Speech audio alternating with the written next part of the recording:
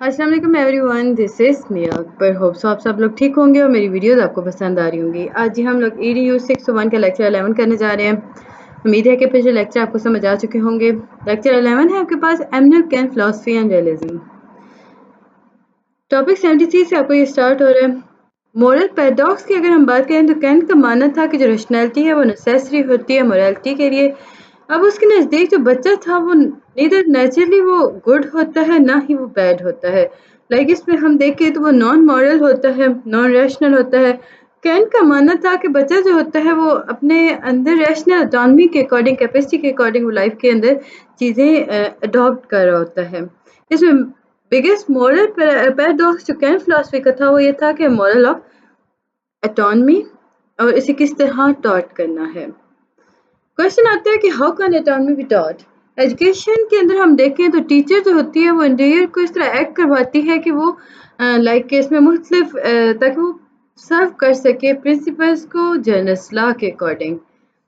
Further आपके पास आता है कैंट का मानना है कि जो नेचर होती है, मोरालिटी होती है, वो दो सेपरेट स्पेस के अंदर एग्जिस्ट करती है। एजुकेशन जो है वो वे ऑफ थिंकिंग है, लाइक इसमें हम लिंक करते हैं दो चीज़ों को, जैसे कि अचीविंग मॉरल और रैशनल ऑटोनॉमी को। एजुकेशन का मतलब ये हुआ कि आप बच्चे को पढ़ा रहे हो स्टेट ऑफ कंपल्शन। इसमें नेचुरल डिज़ायर्स के बारे में बात की जा रही होती है। क्रिटिसिज्म होता है जी, इस पर कैंट जो है वो एक फ़िलासफ़र है। उसमें अगर हम देखें तो उसने कभी भी एक्सटेंसिव स्टडी नहीं किया था, लेकिन वो एक्सटेंसिव क्रिटिसाइज़ ज़रूर हुआ। मॉरल कल्चर के अकॉर्डिंग देखा जाए तो कैंट का जो मॉरल कल्चर था उस पे बहुत सारे क्रिटिसाइज़ हुए गए थे। लाइक एंटी कैंटेनियन पूरा का पूरा एक लॉबी उसके खिलाफ आई थी। हेगल क्रिटिसिज्म, हेगल जो था उसने क्रिटिसाइज किया था जो परफेक्ट पिक्चर है मॉरल रिव्यू की जो कैंट ने पेंट की थी उसके ऊपर। उसने कहा था कि ये बहुत फॉर्मल है। कैंट का जो मॉरल लॉ था वो रिजिड था। ट्रुथ जो था अगर हम इसमें देखें तो वो उसमें हम देखें तो कोई matter, no matter word, even life और डेथ सिचुएशंस के अंदर उसने काफ़ी सच्चाई को भरा रिलेटेड बात की। University of maxim, Kant theory जो थी वो मोरालिटी के अंदर बात करती थी, उसमें अजम्पशंस को लाया गया था और ये मैक्सिम्स के बारे में बात की गई थी। कहा गया था कि यूनिवर्सल जो है वो मैक्सिम है। क्रिटिसाइज इस पे बहुत ज़्यादा हुआ था। उसने मैक्सिम को मॉरल लॉ के तौर पे लिया था। उसने कहा था कि अगर आप ट्रुथ स्पीक करते हो तो आपका जो मैक्सिम है वो मॉरल लॉ के अकॉर्डिंग आएगा, मॉरल इंट्यूशंस के अकॉर्डिंग। अगेन इसमें क्रिटिसिज्म होता है गिल्ट मोरालिटी। बेल जो था उसने क्रिटिसाइज किया था कि कैंट जो है उसने एक्सेसिव यूज़ किया शेम और कंटेम्प्ट फोर्सेस का बच्चों के दरमियान। लाइक उसने कहा था कि गिव मोरालिटी जो है वो ट्रू मॉरल लाइफ है, रेदर देन उसने हकीकत में मॉरल लाइफ को डिस्कस नहीं किया। पब्लिक एजुकेशन की हम बात करें तो क्रिटिसिज्म हुआ था जिसमें आप देखें तो सोसाइटी ट्रेनिंग हुई थी। इसमें आप देखें तो कैंट जो था उसने पब्लिक एजुकेशन के फेवर में काफ़ी बात की थी। बहुत सारे क्रिटिक पॉइंट जो थे ना वो ये थे कि कैंट का जो मॉरल लॉ है वो हेल्प नहीं करता मॉरल डिसीजन को कराने में। लाइक उसमें हम देखें तो वो मॉरल डायलेमास को फेस नहीं कर सकता। बी मॉरल उसने कहा तो था लेकिन वो फुल्ली डिफाइन नहीं कर सका था मोरालिटी को। ड्यूटी, जीन पॉल सार्टे जो थे उसने क्रिटिसाइज किया था कैंट को कि उसने कहा था कि ड्यूटी पे जो उसने बात की है मॉरली, उसने कहा था कैंट ने कि वो चूज़ किया है जी कॉन्फ्लिक्टिंग ड्यूटीज़ के दरमियान। इसमें मुख्तलिफ चीज़ों को इग्नोर कर दिया गया था, पेरेंट्स के इन्वायरमेंट को, कंट्री के इन्वायरमेंट को इन्वॉल्व किया।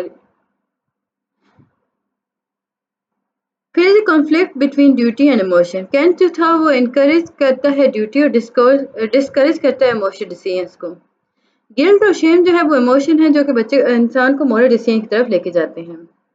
रियलिज्म, ये रियलिज्म बेसिकली मेटाफिजिकल पॉइंट है जिसके अंदर ऑब्जेक्ट्स की फिजिकल नौइयत को देखा जाता है और देखा जाता है कि ऑब्जेक्ट फिजिकली परसीव हो रहा है या नहीं। रियलिटी जो है वो दिमाग के अंदर होती है, फोकस करता है बॉडी और ऑब्जेक्ट को। ट्रुथ जो है वो ऑब्जेक्टिव है। सर्कुलर एक्सरसाइज की अगर हम बात करें तो सब्जेक्ट मैटर जो है वो फिजिकल वर्ल्ड के अंदर आता है, पार्टिकल साइंस और मैथमेटिक आ गई।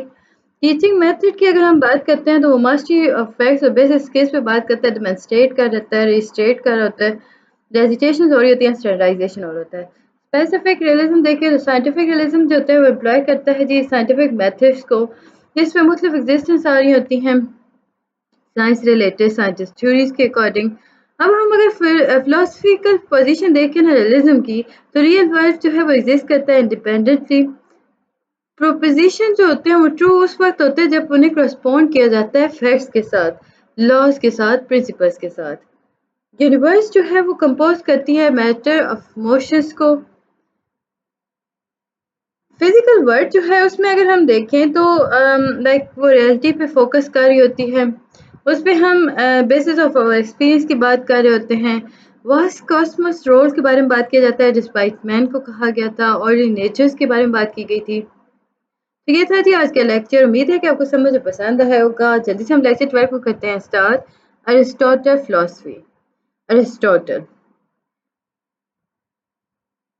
they just took a private secretary dipping his pen in intellect Osibus master of that those that know dent। अब जी अरिस्टोटल के बारे में एलिजाबेथ ने कहा था कि ये बेसिकली लाइक वो बहुत इंटेलिजेंट आदमी था। वो मास्टर था हर चीज़ का। अब हम देखते हैं कि अरिस्टोटल जो है वो 384 में पैदा होता है। उसकी डेथ हो जाती है 322 के अंदर। आई थिंक थोड़ा मैंने मिस किया है। 384 बीसी में पैदा होता है और डाइड हो जाता है 322 के अंदर। लाइक यहाँ पे 422 करनी चाहिए थी या फिर थोड़ा चेंज करना चाहिए था क्योंकि वो पैदा अगर 84 में हो रहा है तो 22 में उसकी डेथ कैसे हो सकती है। सो ये थोड़ा गूगल कर लीजिएगा इस इंफॉर्मेशन को, या ए सी या बी सी का कुछ थोड़ा इसमें डिफरेंस है। लॉजिशियन था, फिलोसफर था। अरिस्टोटल क्या था? फिलोसफर था, साइकोलॉजिस्ट था, मॉरलिस्ट था, साइंटिस्ट था, बायोलॉजिस्ट था, पॉलिटिकल थिंकर था, लिटरेसी क्रिटिक था, स्टूडेंट था, फादर ऑफ रियलिज्म कहा जाता है इसे, फादर ऑफ साइंटिफिक मेथड कहा जाता है। इससे जी ये ज़्यादा टाइम अपना रीडिंग की तरफ ज़्यादा था, सो इसे रीडर का खिताब भी मिला हुआ था। इसने इसे एजेंट ऑफ ट्रांजिशन कहा जाता था। ये हेलेनिक एज से हेलेनिस्टिक एज तक ही रहा। तो ये जी ट्यूटर था अलेक्जेंडर द ग्रेट का। इस्टेब्लिश इसने अपना स्कूल किया था लीसियम, और ये एथन के आउटसाइड था। लीसियम एक एकेडमी, लाइक इसमें हम देखें तो ये प्लूटो की एकेडमी की तरह नहीं थी। इसमें जनरल पब्लिक को ऑफर किया जा रहा था फ्री लेक्चर्स। इसने सब्सटेंशियल लाइब्रेरी डेवलप की थी, बिल्ड की थी लीसियम की। अरिस्टोटल कंट्रीब्यूशन देखें तो साइंटिफिक मेथड का फाउंडर है, फर्स्ट ईयर साइंटिस्ट था जी ये। एनालाइज, डिफाइन और क्लासिफाई किया था इसने मेजर ब्रांचेस ऑफ नॉलेज को। फाउंडेशन रखी थी मॉडर्न साइंस और फिलॉसफी की। डिवीजन ऑफ साइंस की बात करें तो इसने productive science, practical science, theoretical science major contribution किया था यूनिवर्स कैलकुला के अंदर। ऑरिगन ऑरिगनॉन बेसिकली बुक है जी अरिस्टोटल की। ये साइंस पार्ट कैलकुलम को बना यूनिवर्सिटीज के अंदर। अरिस्टोटल जो था वो स्कूल मैन था। लाइक इसमें हम देखें तो वो स्टडी प्लेस करता, लाइक वो हर चीज़ को स्टडी करता था। जॉन लॉक जो थे उसका ऑक्सफोर्ड कैरिकुलम के बारे में उसने बात की थी कि अरिस्टोटल जो था उसने मेंटेन किया था एजुकेशन को। उसने इंडिविजुअल को नॉलेज एंड ट्रस्ट के बारे में बात की थी। उसने बताया था कि जो हैबिट और पावर होती है वो एक्सपेक्ट की जाती है, इसमें सोसाइटी का बहुत अहम रोल अदा करती है। इसमें अगर हम फर्दर देखें तो आपके पास आता है एजुकेशन का purpose. Aristotle man and knowledge, knowledge जो है वो उससे हर ऑब्जेक्ट के बारे में थी। इंटेलेक्चुअल विर्च्यू था। उसके नज़दीक नॉलेज जो है सेंस ऑफ परसेप्शन से शुरू होती है। इंडक्टिव रीजनिंग थी। अगर सैलॉजिस्टिक रीजनिंग की बात करें तो ये एक ऐसी रीजनिंग है जिसके अंदर कंक्लूजन ड्रा किया जाता है on the basis of assume proposition. Aristotle का फेमस सैलोगिज्म क्या था? आल मैन आर मोर्टल उसका स्लोगन था। लाइक हम कहें तो अरिस्टोटल का मशहूर कोल क्या था कि वो कहता था कि हर जो है वो मॉर्टल होता है। माइनर प्रेमिसेस क्या था? सुकरात इज अ मैन। कंक्लूजन क्या हुआ कि सुकरात therefore Sukrat is a मॉर्टल। Human potential और लिमिटेशन की अगर हम बात करें तो मैन जो है वो रैशनल एलिमेंट है, रैशनल एनिमल है। इसमें देखें तो एजुकेशन जो है इम्पार्ट करती है रैशनल मैनर पर, जिसके अंदर हम कॉन्कर लिमिट्स करते हैं जी दुनिया को। जो कुछ हम जानते हैं हम उस दुनिया को कॉन्कर करते हैं। अरिस्टोटल की लर्निंग देखा जाए तो डिसिप्लिनरी इंक्वायरी के बारे में थी, एस्पेक्ट्स ऑफ रियलिटी था, ऑब्जर्वेशन व सराउंडिंग एनवायरनमेंट का करता था, नॉलेज केस था। इसका अगर हम देखें कैरिकुलम तो कैरिकुलम के अंदर थ्योरेटिकल सब्जेक्ट्स आए, प्रैक्टिकल स्किल्स आए, प्रोडक्टिव स्किल्स आए। इंपॉर्टेंट क्यों है? क्योंकि लैक ऑफ विजडम था सेल्फ और स्टेट का। बिल्डिंग प्रॉपर एजुकेशन था जो कि इंसानों को कंसेंसस के अकॉर्डिंग लेके चलता था। एजुकेशन जो है वो विच टीच कर रही है, प्रमोट करती है विजडम को। एरिस्टोटल का जो पर्पस ऑफ स्टेट था वो क्या था कि उसमें हाईएस्ट सोशल इंस्टीट्यूशन था, उसका जो हाईएस्ट गुड और हैप्पीनेस ऑफ मैन के बारे में उसने काफ़ी बात की थी। एरिस्टोटल जो था उसने कंक्लूड किया था जी result of study of constitutional histories के बारे में उसने बात की थी ओवर 250 डिफरेंट स्टेट्स। एजुकेट किया था लोगों को मुझसे विचुअस जो थी वो लाइफ प्रिंसिपल था, स्टेट का हैप्पीनेस विचुअस था, टीच विच्यू और यूजफुलनेस। इसमें विचुअस सिटीजन्स जो है वो यूजफुल सिटीजन के तौर पे सामने आए थे। सिटीजन्स के अकॉर्डिंग एरिस्टोटल का मानना था कि जो लोग स्टेट के अंदर रहते हैं उन्हें ट्रेन करना चाहिए कि वो किस तरह रह सकते हैं, और उसने कहा था जो लोग यहाँ पे रहते हैं वो सारे सिटीजन होते हैं और सिटीजन को अपनी स्टेट के अकॉर्डिंग ओबीडियंस शो करनी चाहिए। सेंस ऑफ सिटीजन जो है वो डेवलप करता है एजुकेशन के थ्रू। फिर जी आपके पास कल्चर सिटीजन आ गए। ये वॉलेशन एजुकेशनल को जो इसने बात की थी, ये इसने बात की थी वोकेशनल एजुकेशन की। अरिस्टोटल ने करवाया था इंट्रोड्यूस लोअर क्लास के लिए वोकेशनल एजुकेशन। तो ये ग्रीक सिटीजन के लिए बहुत अहम आइडिया था जिसमें वो लाइक लोगों को सिखाया करते थे मुख्तलिफ चीज़ें। लेक्चर 13 आपके पास कंटिन्यूटी में है। फंक्शन ऑफ एजुकेशन देखें तो यंग फॉर इंटेलिजेंट परसेप्शन के अकॉर्डिंग बात की गई थी, पार्टिसिपेशन के बारे में बात की गई थी। मॉरल एजुकेशन देखा जाए तो हैप्पीनेस विच और कंटेम्पलेशन आ गए। हैप्पीनेस क्या है? अरिस्टोटल कंसेप्शन था कि गुड लाइफ के लिए चीफ कंसर्न जो है वो हैप्पीनेस है। ये रियलाइजेशन और एक्सरसाइज करता है जी आपका विचू। विचू क्या है? विचू बेसिकली गुडनेस होता है। दो तरह की गुडनेस होती है, इंटेलेक्ट की और करेक्टर की।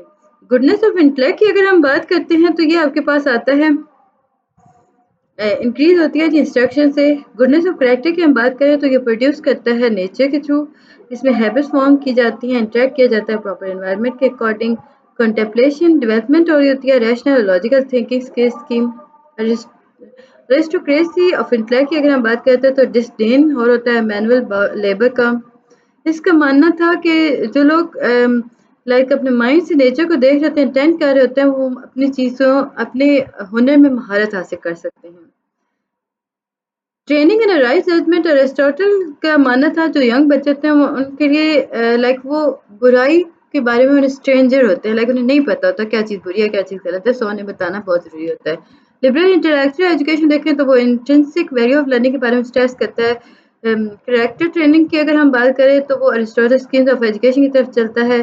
टू बैरियर वर्ड की अगर हम बात करें तो अरिस्टोटल मेंटेन करता है word of night and duty को, गुड एंड इवल को, वार और पीस को।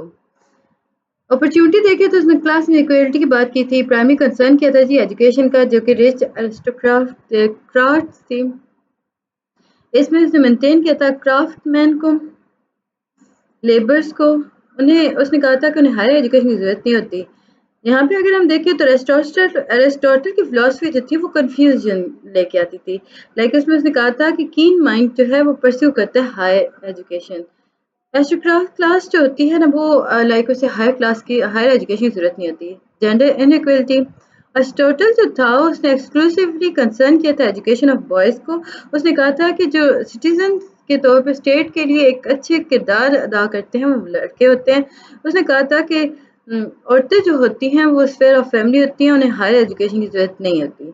फिजिकल कॉम्पिटेंस अगर देखें तो एरिस्टोटल का मानना था कि जो रिस्पॉन्सिबिलिटी ऑफ एजुकेशन होती है वो बिफोर बर्थ स्टार्ट हो जाती है। लाइक इसमें हम देखें तो मैट्रिमोनी हो गया, resulting fitness of the children born. Child birth की अगर हम देखें तो स्टेट जो होती है वो नंबर ऑफ चाइल्ड को लिमिट कर देती है।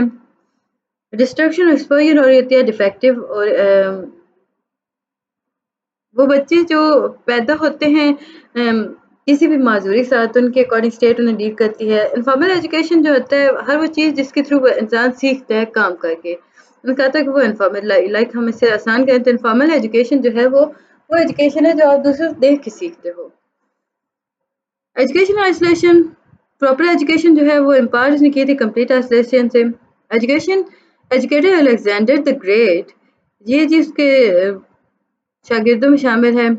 पर्सनल एसोसिएशन, उसका मानना था कि जो एजुकेशन है वो मॉरल एजुकेशन के तौर पे आती है, ये पर्सनल एसोसिएशन पे हाथ पे चलती है। बच्चे जो होते हैं, बच्चे की पर्सनैलिटी जो होती है वो डेवलप होती है। लाइक उसमें हम देखें तो वो अपनी एल्बो को रब करते हैं दूसरे बच्चों के साथ, तो उनकी पर्सनैलिटी को उन्हें पता चलता है कि क्या हो रहा है क्या नहीं। लाइक वो फील महसूस कर रहे होते हैं। सुकरात और प्लूटो की अगर हम बात करते हैं, उनका मानना था कि क्लासरूम एजुकेशन जो है वो इनकम्प्लीट है। एजुकेशन को आउटसाइड स्कूल कंटिन्यू करना चाहिए, लाइक इनफॉर्मल सेटिंग होनी चाहिए। पीपल टीचर रिलेशन की अगर हम बात करें तो टीचर जो है वो आसान रिलेशन बनाता है, लाइक जैसे कि हम देखें तो कैमरा ड्राइव जो स्टूडेंट्स की हेल्प कर होता है, लाइक ये एक ऐसा प्रोसेस है जिसमें हायर ऑर्डर अब्स्ट्रैक्शंस हो रही होती हैं। अरिस्टोटल फिजिकल एजुकेशन देखिए तो उसने ग्रीक के ऊपर बहुत जोर दिया था। उसने हेल्थ को एटमोस्ट इम्पोर्टेंस दी थी। फिजिकल ब्यूटी के बारे में भी उसने सिग्निफिकेंट एस्पेक्ट्स के बारे में बात की थी ग्रीक सोसाइटी के अंदर।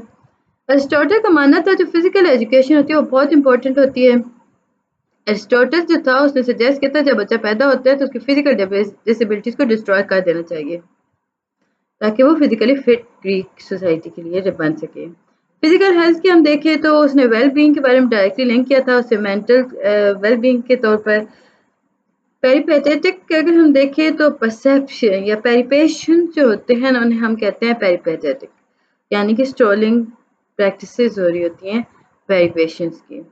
अब पेरिपेशंस क्या हैं या पेरिपेटेटिक है क्या? ये वो लोग होते हैं जो एक जगह से दूसरी जगह मूव करते रहते हैं, लाइक ये जो घूमते फिरते रहते हैं। हम टीचर्स की बात करते हैं तो वो एक स्कूल से ज़्यादा स्कूल्स में पढ़ा रहे होते हैं, तो उन्हें इस अंदाज में लाया गया था। प्लूटो की डेथ के बाद अरिस्टोटल ने अपना स्कूल ओपन किया था, जैसे हमने शुरू में बात की थी, लीसियम। अब उसने डेवलप किया था habit of walking around the temple of Lyceum Apollo. अब वो जब बच्चों को पढ़ा रहा होता था ना वो उस टेम्पल के आसपास घुमा करता था। ये फिजिकल एक्सरसाइज थी उस टाइम की भी। Spirit of sportsmanship unlike Pluto, Aristotle जो तो स्ट्रेस करता था importance of physical education, physical fitness और ब्यूटी के लिए नहीं बल्कि स्पिरिट ऑफ स्पोर्ट्समैनशिप के लिए। उसने गुड हैबिट को डेवलप करवाया था, कंट्रोल कराया था पैशन और एपिटेट को।